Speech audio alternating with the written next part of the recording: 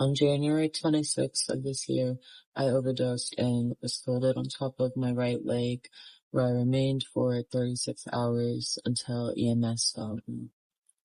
It was a Utah winter, and I was outside near a river, and with the elements and the substances and the prolonged unconsciousness, I very, very nearly died.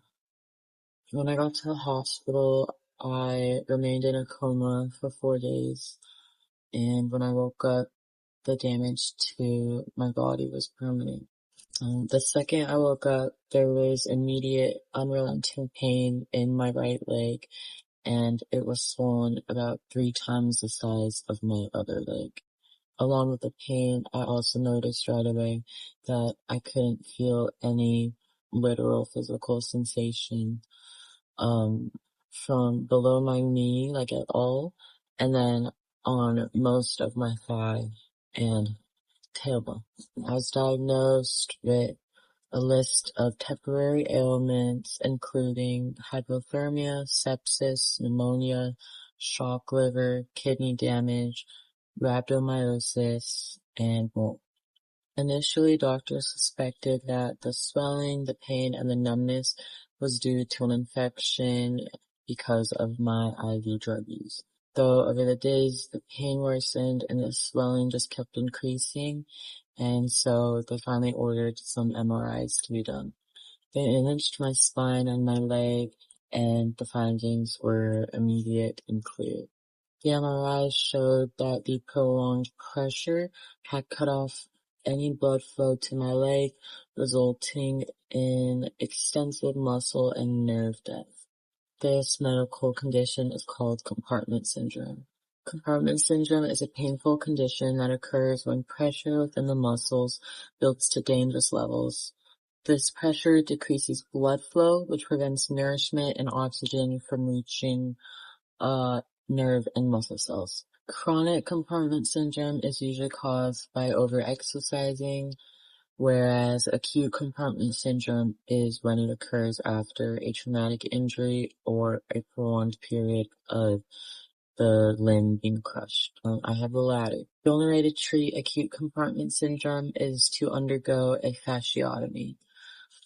This is a surgery performed where they cut open your muscles and basically just release the pressure. For the best chance of saving the limb, a fasciotomy needs to be performed as soon as possible, ideally within hours of acute compartment syndrome development. In my case, the diagnosis came far too late to reverse the damage. This meant that the paralysis as well as the nerve and muscle necrosis was permanent, and I will be disabled for the rest of my life. I'm almost completely paralyzed below my right knee. The only movement I have is a weak inward motion of my ankle and the occasional wiggling of my toes. My cognitive function was also noticeably slowed, and it's been hard for me to keep myself on one train of thought before trailing off. For the first month after I woke up, reading and writing were especially difficult. I was adding extra letters to every other word, and my eyes refused to focus and process words I was reading. It honestly felt like I had had a stroke. I worked hard to practice and increase my literary skills, and I'm happy with my progress, though I still take a lot longer than before to put my thoughts into coherent sentences. It's pretty frustrating. Literally everything takes longer. And I can still produce a quality that I'm okay with and happy with, but it's frustrating when it takes up so much of my time to do something that I used to be able to do in like an hour. Once I was discharged from the hospital, I had an EMG done. Every nerve the doctor tested showed no activity, complete flatline. I kind of already knew before that point though. I was on a walker with a POTUS boot for the month that I was in the hospital and a couple months out. In late March, I got a formal custom brace made. The brace fit for a second, but the swelling is still present and changes drastically throughout the day, changing the size of my leg, and I've also lost some weight since I got the brace made. So now the brace doesn't really fit, even with multiple compression socks on, and it doesn't alleviate pain like it was meant to. Between March and April, I graduated from a walker to a cane, though walking is still extraordinarily painful and exerting. In May, I was diagnosed with complex regional pain syndrome, or CRPS, and that is present since I woke from the coma, but just wasn't diagnosed. The pain is by far the worst aspect of this, and a lot of the time it leaves me bedridden, yelling out, groaning, and unable to eat, sleep, or walk.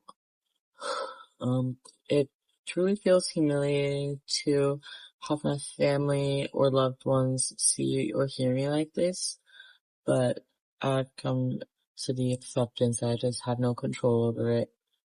I'm on the max dose of nerve pain medication, and I'm engaged in physical therapy, pain psychology. I've been trying everything the doctors throw at me, and so far the only thing that has worked is a sympathetic nerve block, which had me feeling pretty good for about a week and a half. As soon as it wore off, I could tell, obviously, and I just couldn't believe that I had been dealing with this amount of pain and agony, and that I was now having to return to it.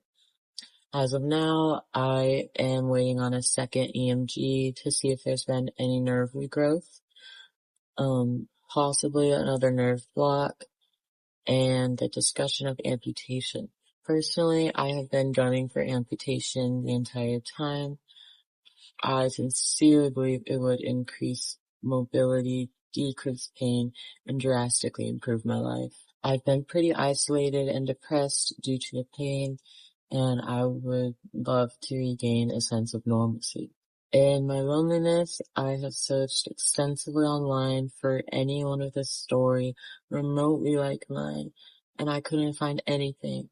And I found this quite surprising because doctors have told me that overdoses are a very common cause of acute compartment syndrome, especially cases that end in limb injury or loss. This specific phenomenon is known as found down compartment syndrome, where patients overdose and end up cutting off blood flow in the limbs, and this ends up being more dangerous than other causes because nobody knows how long the patient was out, and they can also slip into a coma where medical staff are more focused on keeping them alive than investigating the swollen limb or injured limb. I've wondered if the lack of personal accounts on this matter is due to the stigma around addiction and the cruel notion that you brought this upon yourself, whether it be a judgment from the patient themselves or otherwise. Do you understand this gut reaction? However, just because you put yourself in a dangerous situation does not mean that you deserve any danger that might occur.